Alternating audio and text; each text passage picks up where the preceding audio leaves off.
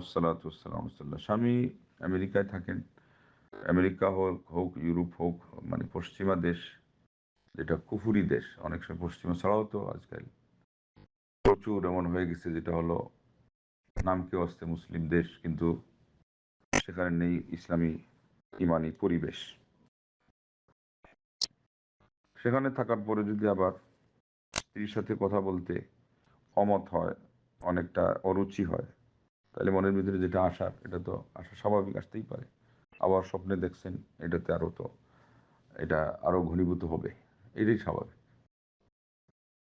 এই জন্যে আল্লাহ রাব্বুল আলামিনের কাছে কান্নাকাটি করা, দান খয়রাত করা এবং বুঝতে চাওয়া, পরিষ্কার করে বলেন আপনি কি ভাবতেছেন বা কি সমস্যাটা কি, আমার পক্ষ থেকে কোনো ভুল হচ্ছে কি না। তখন অবশ্যই জিনিসটা নাড়া দিবে।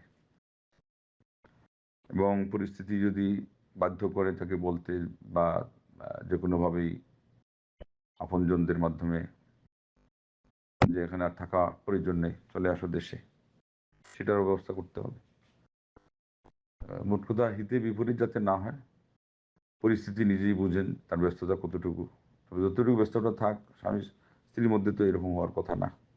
আর আগেও যেহেতু কমপক্ষে কথা হয়েছে কয়েকবার, এখন একবার হচ্ছে না, কয়েক মাসে হলে আবার বিরক্তিবোধ, এটাও একটা কারণ যে এখানে দূরত্ব সৃষ্টি হয়ে গেছে। যে কোনোভাবেই আল্লাহ রাব্বুল কাছে কিছু নফল ইবাদত আর দান খয়রাত আর দোয়া কালাম, কান্নাকাটি এগুলো করতে হবে। আর বাস্তবে কি হয়েছে জিনিসটা খতিয়ে দেখার, কৌশলে হোক সরাসরি যদি বলা স্বাভাবিক হয় এভাবে হোক, জানার চেষ্টা করা এবং তাকে সলভ করা যায় কীভাবে। আরও প্রতিবেশী কেউ যদি থাকে তাদের মাধ্যমে, যেহেতু মানুষ তার সঙ্গীদের সামনেই চরিত্র ফুটে ওঠে প্রখরভাবে, এগুলো চেষ্টা করা, আশা করা যায় এর মাধ্যমে বিকল্প বের হবে। আল্লাহ সহায়। আল্লাহ সালাতু ওয়াসসালামু আলা রাসূলিল্লাহ। ছেলের বয়স যা বোঝা গেল, সেই হিসাবে তার মধ্যে ছেলে মেয়ে কিছু থাকা খুব একটা অস্বাভাবিক না, যদিও বা অন্যান্য ছেলেদের তুলনায় এটা অস্বাভাবিক। সেই সাথে আবার সে যেহেতু 21-22-এর কোভিডে আক্রান্ত ছিল, এগুলোর প্রভাব থাকে। যে কোনোভাবে মানুষ অসুস্থ হলে এটারও প্রভাব অনেক সময় থাকে। আবার যদি সুদর্শন হয়, মানুষ বারবার খালি মন্তব্যই করে, তাবারাকাল্লাহ না বলে, বারাকাল্লাহু ফিক না বলে, এটা আরেকটা কারণ হয়। ঠিক তদ্রূপ যেখানে তার বসবাস, সেই জায়গায় যদি দোয়া জিকির কোরআন তিলাওয়াত কম হয়, দরজা বন্ধ করার সময় বিসমিল্লাহ অনেক সময় ভুলে যাওয়া, এগুলো যদি কারণ থাকে, বাথরুম এজাজ থাকা অবস্থায় সেখানে বিসমিল্লাহ বলে বন্ধ করা না থাকে, এ ধরনের নানাবিধ কারণ হতে পারে। যদি কোনো ফিজিক্যাল কিছু ধরা না পড়ে, তাহলে এগুলো হতে পারে শত্রুদের হিংসা অথবা আপনজনদেরও হিংসা কোনো সময় বাচ্চাদের উপর প্রভাব সৃষ্টি করে। এই জন্য ঝাড়ফুঁক এটা তো এই অবস্থায় লাগবেই, বেশি করা লাগবে, সিরিয়াস হয়ে। এবং তার সাথে সবসময় ইতিবাচক থাকতে হবে, তার কথায় সায় দিয়েই তাকে বুঝিয়ে নিতে হবে, তাকে ডিনাই করে না, তার কোনো কথাকে অগ্রাহ্য করে না। এইভাবে করে তার মানসিকতাটাকে বসে আনার মতো পরিস্থিতি যখন দাঁড় করানো যাবে, আল্লাহ রাব্বুল আলামিনের পক্ষ থেকে সাহায্য আসলে অবশ্যই স্বাভাবিক হয়ে যাবে। জালবুকের মধ্যে নাস, ফালাক, ইখলাস, সূরা ফাতিহা, আয়াতুল কুরসি এবং সূরা বাকারার প্রথম 5 আয়াত, এগুলো 3-3 বার, তাতে না হয় 7-7 বার পড়ে, ভালো যদি জমজম পানি থাকে অথবা বৃষ্টির পানি, সেখানে ফু দিয়ে কিছু পান করা, কিছু দিয়ে তাকে গোসল দেওয়া। এর সাথে যদি বড়ই পাতা পাওয়া যায়, 7টা বড়ই পাতা পিষে সেই পানিতে মিশিয়ে তাকে গোসল দেওয়া, বারবার করতে থাকা। এবং যেটা বললাম যে ইমানি পরিবেশের মধ্যে তাকে রাখা, কোরআন এগুলো শোনানো, নিজে তিলাওয়াত করা গুনগুনিয়ে, এবং তাকে বলতে বলা আজানের শব্দগুলো আওড়াক, যেগুলো মুখস্থ করেছে ইসলামের যেই বাক্য কালিমা থেকে নিয়ে সূরা, এগুলো যদি আংশিকভাবে হয় তো এগুলো বারবার বলতে বলা, খুব আগ্রহ দেখিয়ে তাকে একটু উৎসাহ দিয়ে, যেটা বললে তোমাকে এটা আমরা গিফট করবো, এইভাবে করে আল্লাহ সহায় সহায় হবে। আলহামদুলিল্লাহ ওয়াসসালাতু ওয়াসসালামু আলা রাসূলিল্লাহ ওয়া আলা আলিহি ওয়া সাহবিহি ওয়া ওয়ালা, আম্মা বা'দ। ইউএসএ তে থাকেন পিতা, গুরুতর অসুস্থ, সেই হিসাবে দেশে তাকে দেখতে যাওয়ার জন্য বললে স্বামী নারাজ হন, আর যাইতে চাইলে 5 বছরের সন্তানকে সাথে নিয়ে যেতে বলেন। কি করণীয়? এখানে আপনার আল্লাহকে সন্তুষ্ট করার নিয়ত করলে দুইটাই সমান একদিক থেকে, যেহেতু মাহরম ছাড়া যাওয়া নিষেধ। আমাদের নাও যান, নিয়তের উপর সব পেয়ে যাবেন। আর মেয়ে হিসাবে আপনি কি যে বিশেষ কিছু করতে পারবেন সেটাও না, যদিও বা মানসিকভাবে নিজেও শান্তি পাবেন। বাপ সন্তানকে দেখলে সাধারণত কন্যা সন্তানদের প্রতি তাদের দুর্বলতা থাকে, সেটা হবে।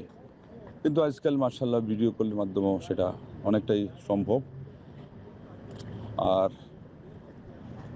যদি যান তো মোটের উপরে এটা সবের নিয়তে রুগী দেখতে যাওয়া, ওর পিতা হাদিসে যে ফজিলত আছে এগুলোর জন্য হয়তো গেলেন, কিন্তু সফরটা হয়ে যাবে মাহরম ছাড়া হওয়ার কারণে নিষিদ্ধ।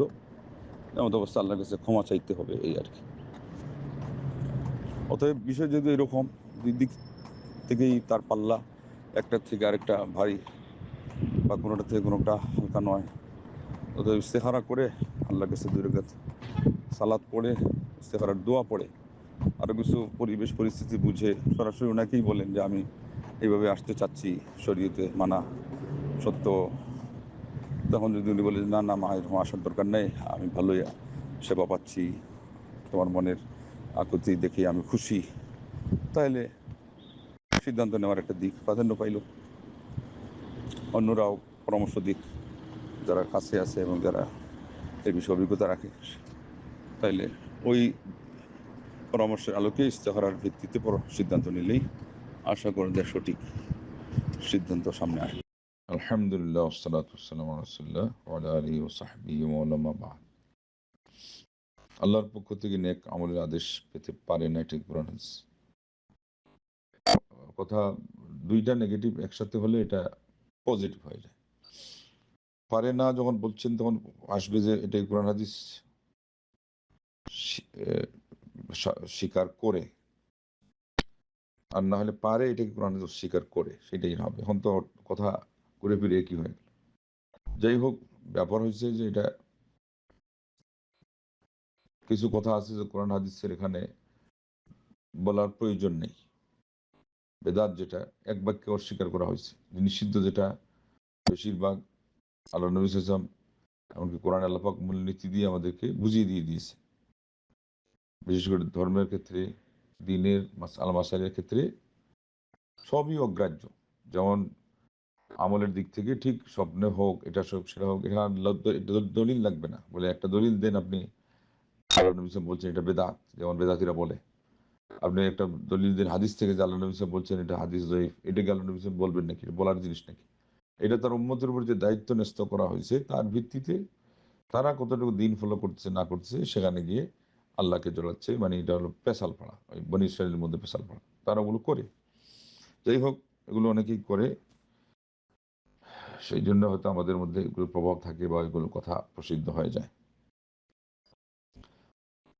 যেটা নিষিদ্ধ ওইটার জন্য ইবাদতের ক্ষেত্রে দলিল লাগে না, ওটা এক বাক্যে মানা করা আছে। এবং আল্লাহ রাসূলের অধিকার হলো কোনো জিনিসকে বিধিবদ্ধ করা। অতএব বিধিবদ্ধ করার দায়িত্ব যারা, দায়িত্ব যাদের, তারা যখন কিছু বলবেন না, ওইটা এক কথায় নিষিদ্ধ। এখানে যারা দলিল খুঁজে তাদের অসৎ উদ্দেশ্য চরিতার্থ করার জন্য সেটা খুঁজে। এরপরে কি বলছেন, ভালো আমলটা যেটা বেদাত নয় সেটা পেলেও কি শয়তানের প্রতারণা? অবশ্যই। শয়তানের প্রতারণা বলতে কি,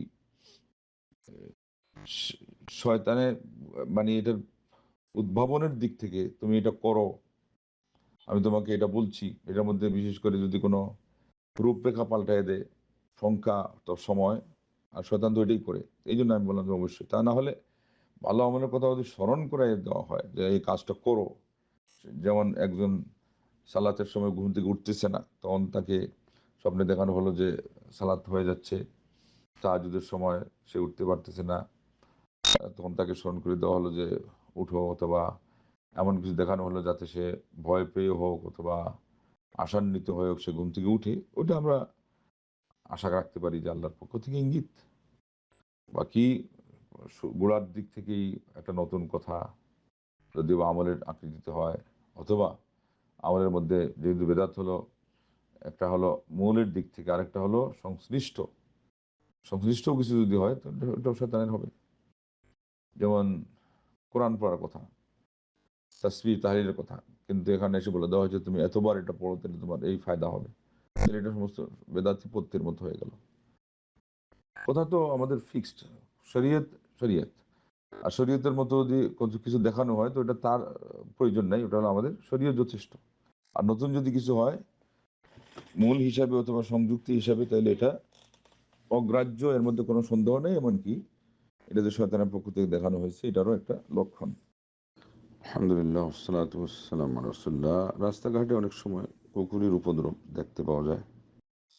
আর কুকুরের স্বভাব হলো ও মানুষ দেখলে এগুলো করবেই। বিশেষ করে তার কোনো পরিস্থিতি থাকে, সে একটু এটা নিয়ে যদি প্রহরী হয়, তার মনিবের বাসা বাড়ি, মনিবের সম্পদ, এগুলোর উপর সে আশঙ্কা করে, তখন এগুলো করে।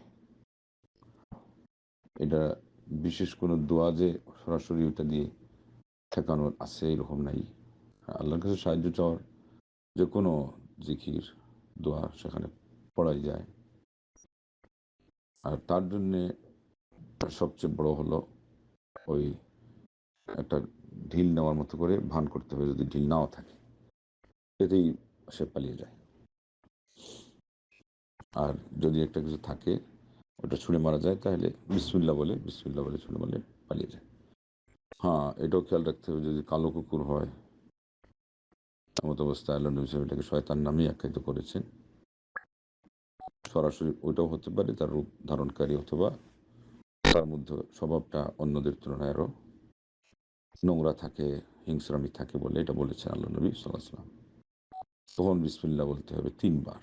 বিসমিল্লাহ বিসমিল্লাহ বিসমিল্লাহ বিসমিল্লাহ বলে আল্লাহর দোহাই দিয়ে বলছি তুমি চলে যাও, আল্লাহর দোহাই দিয়ে বলছি তুমি চলে যাও, আল্লাহর দোহাই দিয়ে বলছি তুমি চলে যাও, বা এখান থেকে দূরে সরে যাও। যদি চলে গেল আলহামদুলিল্লাহ, তাহলে ওর সাথে আমাদের কোনো কিছুরই প্রয়োজন নেই, কেননা তার স্বভাবের মধ্যে এটা আছে, হাঁপানো। তারপরে আল্লাহ পাক কোরআনে মানুষ বদভ্যাস বলতে কি বলছেন, যেটা হলো কামাসালিল কালবি তাহমিল আলাইহি আলহাদ ও তাতরুকু ইয়ালহাদ। ওটা বলতে গিয়ে তিনি কুকুরের স্বভাবটাই উল্লেখ করেছেন, যে তাকে তুমি যদি হামলা চালাও, তার উপরে আঘাত হানো বা ঢিল মারো, তাও সে ওই হাঁপাতে থাকে। আর যদি তুমি কিছু নাও করো তাও হাঁপাতে থাকে। এটা হলো তার তাহলে স্বভাব। আল্লাহ কোরআন কারীমে বলে দিয়েছেন, এই যে ভয় পাওয়ার কিছুই নেই।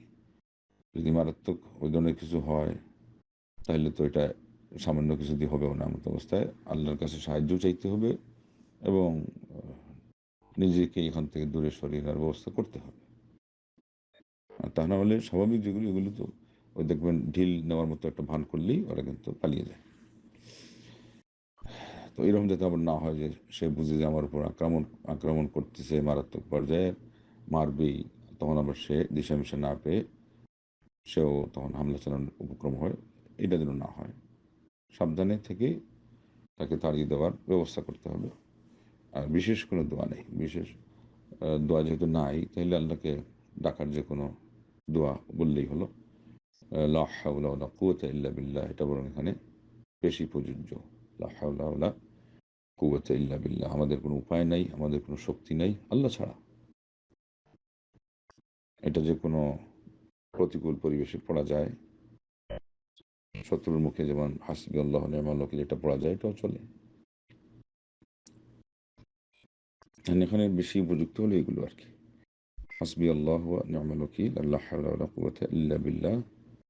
এমনকি তকবীর ধ্বনিতে শত্রু ভয় পায়, শত্রু পরাস্ত হয়। আল্লাহু আকবার, আল্লাহর নাম নেওয়া হলো, আল্লাহর বরত্ব ঘোষণা করা হলো, এটা। আর আমাদের সমাজে একটা চালু আছে যে আয়াত বিঘ্নিত করে, ইন্নাহুম ইয়াকিদুনা কাইদা, এটাকে তারা বিঘ্নিত করে বলে যে ইন্নাহুম ইয়াকিদুনা কিদ। এটা ছোটবেলায় আমাদেরকেও অনেকে শিখিয়েছে, আমরা পড়ছি সরল মনে, কিন্তু এটা তো সঠিক নয়। আল্লাহ রাব্বুল আলামিনের আয়াত, কোরআনের আয়াত বিঘ্নিত করে কেন হবে? বরং তারা এটা বলতে পারতো যে কোরআনের আয়াতে কিন্তু চিকিৎসা আছে, কোরআনের পাওয়ার এতটুকু আছে, তাইলে পুরো আয়াত ওইভাবে পড়বে, ইন্নাহুম ইয়াকিদুনা কাইদা। কিন্তু আসলটা কোথায়? আল্লাহর পক্ষ থেকে যেটা পরিকল্পনা এবং কৌশল, এটা হলো ওয়া আকিদু কাইদা, এই পর্যন্ত পুরা করতে হবে। অথচ অকিদ বলে তো আয়াত নষ্ট করে দেওয়া হলো, আর যেখানে আল্লাহর ক্ষমতা প্রয়োগের জন্য যে অংশটা ওইটাই পড়া হলো না। তাহলে পড়লে পুরোটা আয়াতটাই পড়তে হবে, ইন্নাহুম ইয়াকিদুনা কাইদান ওয়া আকিদু কাইদা। তাইলে শত্রুদের যে দুষ্টুমি এবং তাদের যে প্রতারণামূলক কাজ, আল্লাহ বলছেন তারা এটা আঁটে, আর আমি আল্লাহ তার প্রতিকারের ব্যবস্থা করি। এরপরে বলছেন ফামাহিলিল কাফিরিনা আমহিলহুম রুয়াইদা, যেহেতু এটা ওই প্রসঙ্গে ছিল, এদেরকে আপনি একটু অবকাশ দিন, অবকাশটা যেন এইভাবে হয়, বা আমিও তাদেরকে অবকাশ দিই, আল্লাহ যেটা বলতে চেয়েছেন। তো আমাদের ওটা এখানে প্রযোজ্য নয়, এখানে হলো ঈদ কাইদা পর্যন্তই যথেষ্ট। যদি কেউ পড়ে হতে পারে সেটাও আল্লাহর কালাম রাস্তা নিয়ে পড়লে, কুকুর জাতীয় হোক অন্য যে কোনো শত্রুর যত যুগ সাজস আছে, তাদের যত ধরনের মন্ত্র আছে, তাদের যত তন্ত্র, তাদের যত অপচেষ্টা, কূট কৌশল, সবগুলো আল্লাহ বানচাল করে দিতে পারে।